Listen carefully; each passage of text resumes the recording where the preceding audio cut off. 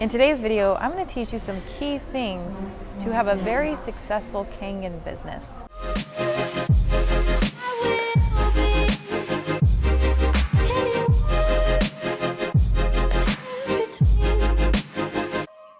So the first thing I want you to do is, if you're new to this business, is forget about being an employee. You have to adopt a different mindset. That is the mindset of an entrepreneur, where you're not getting paid for your time, you're getting paid for results. So that leads me into the next thing is what are you supposed to do all day? The number one thing I hear people say is, oh, well, what do you do all day, Amanda? What does your schedule look like? Because when you go to a job, you have the boss telling you what to do, you have a lunch break. When you're an entrepreneur, you've got to come up with things to do. So here's the key things you want to put in your schedule. If you're full-time in this business, that'd be 40 hours a week. If you're part-time, that's 20 hours a week. So I'm going to give you a daily schedule which will fit you if you're doing a full-time Kangen water business. Imagine your day starts, well, mine starts very early because I like to do meditation in the morning, and I also like to write down my goals as if it's already happened. So I get myself to believe in the future, not just tiptoe through the day. I like to get a mindset shift in the morning, so that really sets me up for my day. So my day starts at 6 a.m., but I actually start working at around 9.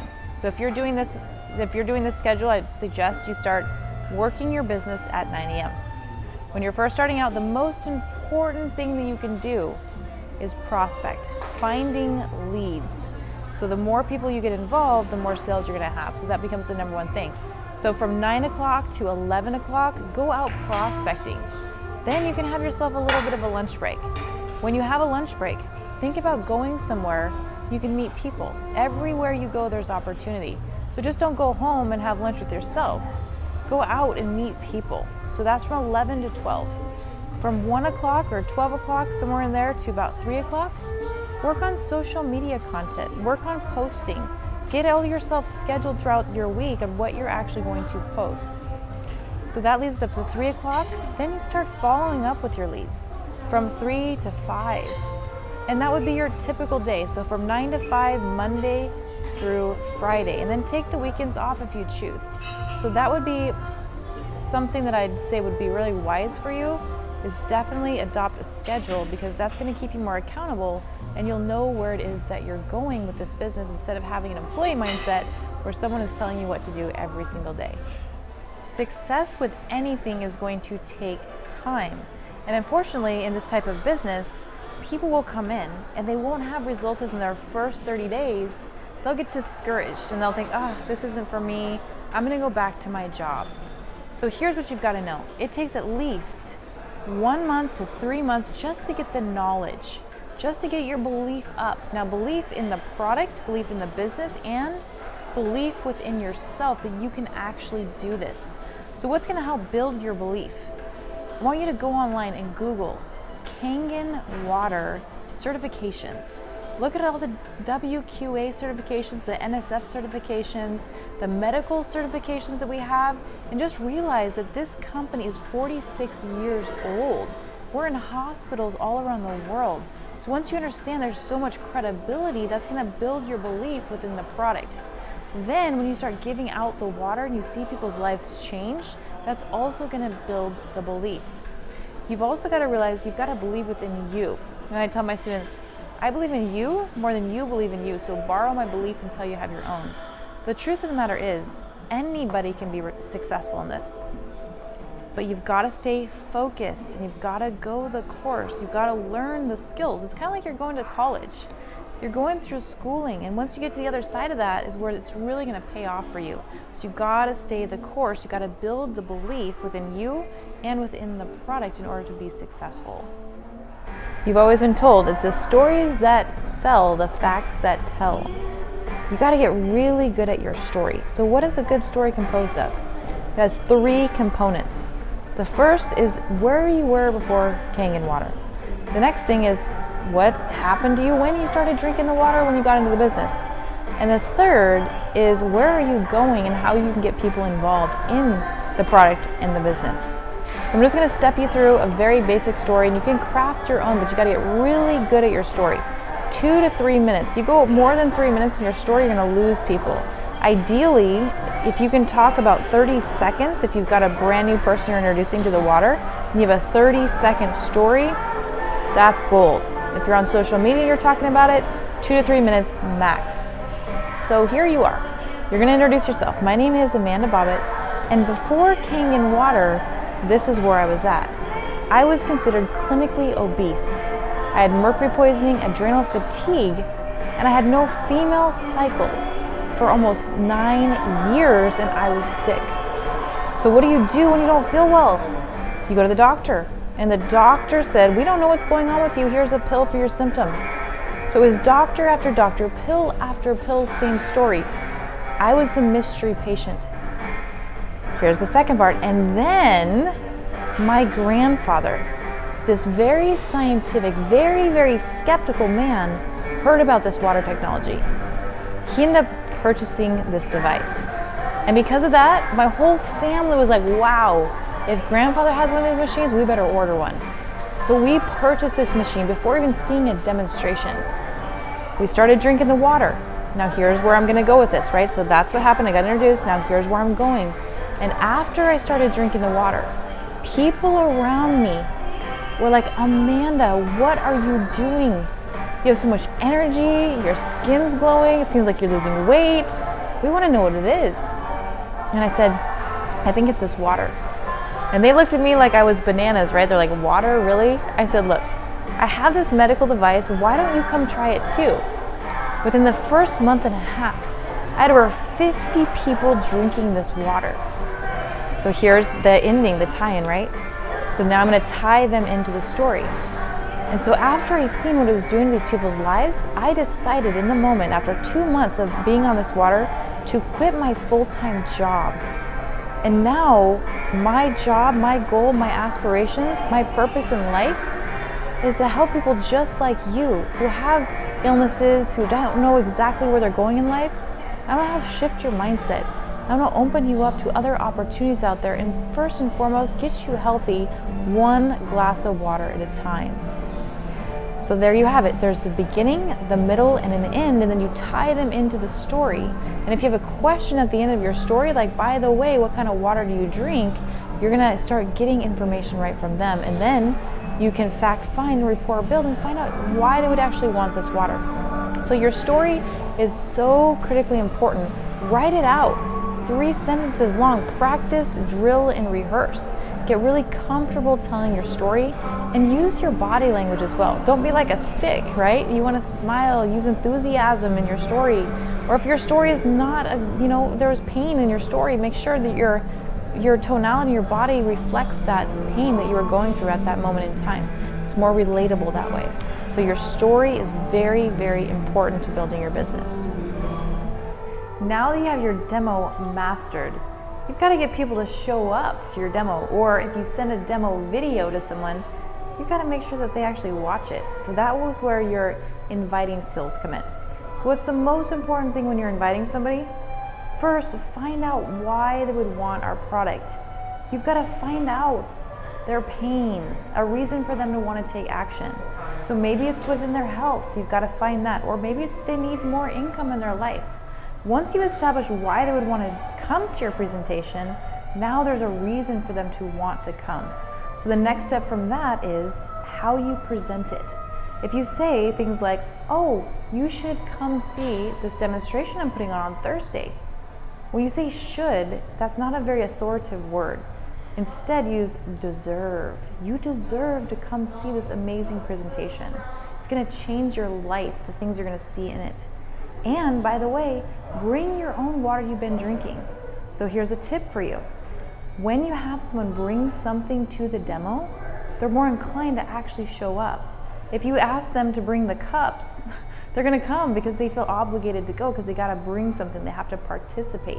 So if you can get your potential audience or your potential clients coming to your demo because there's a reason to. They're bringing their tap water to show what they've been drinking. They're bringing bottled water. They're bringing hors d'oeuvres or whatever it is. They are being accountable to showing up.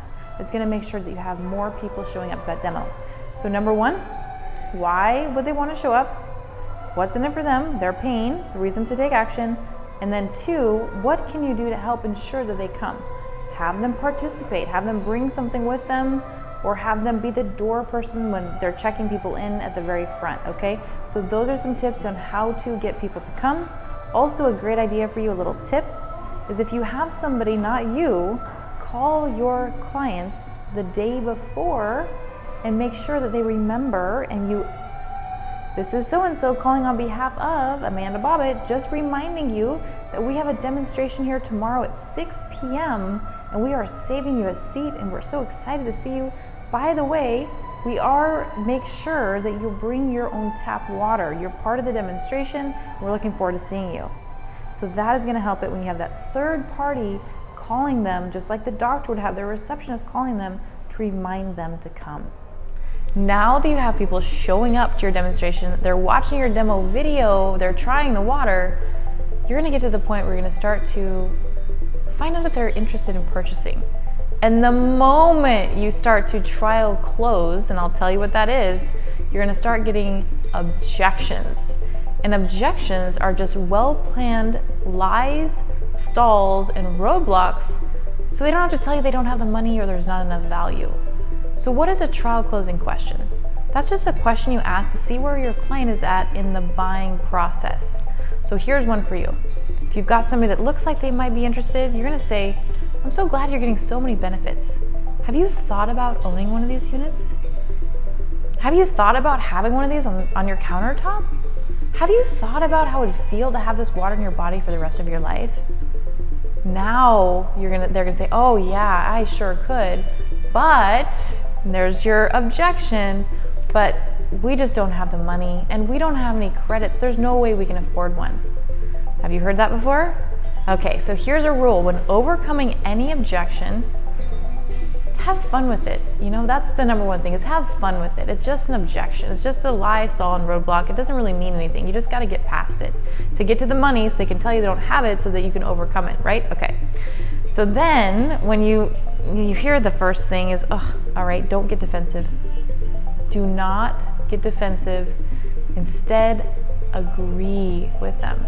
As hard as it is, you're gonna say, I understand exactly where you're coming from. I used to think it was expensive too. Now when you agree, you allow yourself to open up and expand on it. And now they're listening to you because you're agreeing with them. Now you have an opportunity to overcome it. So listen to what I say. I understand you believe it's expensive. I used to believe it was expensive too, and I agree with you, it is expensive. And then I found out. So I said, and then I found out just how much I was already spending in bottled water. In fact, I don't know about you, but when I was drinking bottled water, I was buying at least $5 a day in bottled water, $150 a month, almost $2,000 a year just to drink toxic bottled water that's not even good for us or the environment. And if I can show you how this unit is 100% tax deductible, it'll cost you more not to own one than to own one. And we're just reallocating the money and we're gonna be putting it towards your water unit. And we can use someone else's credit, not even your credit, and the company has zero turn down financing. Would you be interested in checking it out? So once you do that, you reduce it to the ridiculous, you open them up, you don't get defensive. They have nowhere else to go, but yes, I would be very interested in checking it out. So once you do that, don't get defensive, open it up, agree with them, then you're gonna have success, my friend. So overcoming objections is just a skill. There's only 5 objections you're gonna get, and once you master all those objections, the next step is the paperwork and closing the deal. All right, you overcome the rejections, they watch the demo video, they're getting benefits. Now comes the paperwork. They said yes. Here's some things you gotta know about the paperwork. Notice I call it the paperwork. If you were to say contract, it's very binding. They think I gotta get my lawyer because I don't sign anything because it's a contract. So don't say contract, say paperwork. Now when you're doing the paperwork, be very organized. Make sure you have your pen, make sure you have all the order forms available for you at any time. Because if you have to leave your client at any time, let's say it's the end of the presentation and you're like, oh, let me find the paperwork and I gotta find my pen, and you're gone for 5 minutes, by the time you get back, they're like, well, you know, we'll just come back tomorrow and we'll get it tomorrow. We decided we're just gonna wait. So don't ever leave their side. Make sure you're always prepared for the paperwork. So once you have the paperwork, some things that you want to make sure you're doing is being confident. Make sure you've done it several times. Practice it with your friends, your family. Just go through the process. Ask for their driver's license and their credit card. Once you have those two things, just fill it out. And you have to have enthusiasm, and you have to have a mindset that everyone is going to buy this unit. Because if you have a mindset of, oh, this is expensive, no one's going to buy it, guess what you're telepathically telling people? No one's going to get started. So in your mind, the starting process of the close is you've already got to see them owning it. Already see the paperwork, already see the whole sale start to finish. Be very confident in the way you come across to them so they don't feel like, ooh, she's never done this before. I'm not sure if I'm confident with her being my sponsor. So practice, drill, and rehearse. In another later video, I'll go through all the steps in the paperwork and what not to do and what to do, but we will discuss that in another day. Imagine they did not purchase on the spot, and you've got to do a little bit of follow up, follow through. So I'd like to discuss to you a couple of tips here that are going to help you with your follow-up. First thing is the best time to follow up is within 30 to 60 seconds after they leave you. And what do? Get personalized with them. Send them a little selfie video. I'm so happy I ran into you today. I can't wait for you to watch the demo video. I know you're going to love the content. Then send that. It's a personalized message. Works very, very well. The next step is be sincerely interested in them. The best advice for this is go down their social media platforms. See if they have children, see if they have hobbies. And when you follow up with a text message that says, oh my gosh, I just love your new puppy. What's its name? Now that's a follow-up, believe it or not. You're not talking about the water at this specific point, but you're getting sincerely interested in them. You're bonding with them. That is part of the follow-up process. So it typically takes 5 to 8 exposures for someone to get happily involved. And the sad fact is most salespeople only follow up the second time. So you've got to keep going. And their sales has cycles. And the cycle of this traditional sales is around 30 days, or maybe a little bit less, maybe a little bit more. So once you have an understanding of that, you're just building value, you're building rapport with people, and you're making friends and business partners. So once you do that, the follow-up becomes simple. Just make sure to be sincerely interested in people. And when you do that, you're not selling anything. You're just making friends all around the world. The next step is you've got to be a leader. So leaders are out there in the field taking actions, and they lead by example. So when people get started with you and they do the paperwork, now you get to duplicate your results. So here's some tips for you on how to duplicate your efforts. Number one is you've got to have some type of system, because there's only one of you. And when you sign up 20 people in 1 month, there's still only one of you. And then it starts to duplicate and duplicate and duplicate. So if you don't have a system that people know what they're supposed to do and staying accountable, then they're going to fall out of the system because you don't have one. So the number one tip here for duplication is having somewhere to point them. If you don't have a system you've created already, you can use one of my systems. I have great systems. Or you can even start your own demo meetings once a week to bring people, and you can educate them and do a demo video or do a demo there. You can also do a business overview as well, because you want to make sure that people understand the compensation plan. Do a Zoom once a week with your team to keep them connected to you, and so you're teaching them everything that you know, but not one by one. You want to do it group by group, so it's not just spending your time with one person, you're spending your time with more people at the same time. So that is some tips for you on how to duplicate your efforts within someone else. Always find out their goals, because if they have a big goal, you want to hold hands with them and help them get that goal. But if they don't have a good goal and they're not really motivated, then don't spend your time with those type of people. You're looking for the aces in this business that really want to go out and thrive in this business. The last thing I want you to know about building this Kangen water empire is that events are going to build your business. Now we're not talking about little events, we're talking about bigger team events. The reason this is important, one of my coaches, Eric Worre, when I first started out, he used to say, for every single person that you get to an event that's your distributor, you're going to receive up to $10,000 that year in revenue because they sat in a seat. Here is why. There's something very unique and special when people come to an event.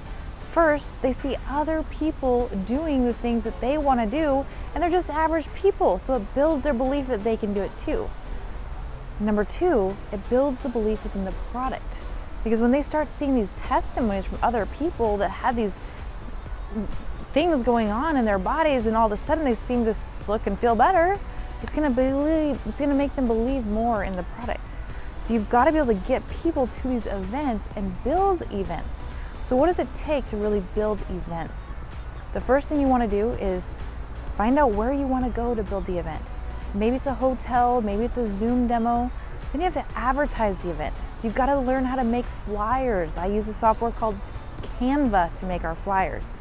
So you go create a flyer, and then you've got to be able to distribute that flyer out to your distributors so that they start building, they start inviting. Once you do that, you just got to get people in the room. You've got to have some kind of a time frame of what you're going to say and do at these certain events. So I hope these things helped you out there in your venture with Kangen water business. If I can help you at all, please let me know. If there's some videos that you want to see out there, that maybe you're having struggles with something, or you just want me to produce more content, let us know. We love that. We'd love to hear from our amazing fans out there. As well as, if you don't already know, I have training systems for you. So if you want a system, I've got the systems. We've got coaching set up. If you haven't purchased a unit and you're looking for someone to purchase a unit from, reach out to us, and we'd be so happy to help you with this business and changing your life. So we will see you all next time in the next video. Be happy, be healthy, and be free.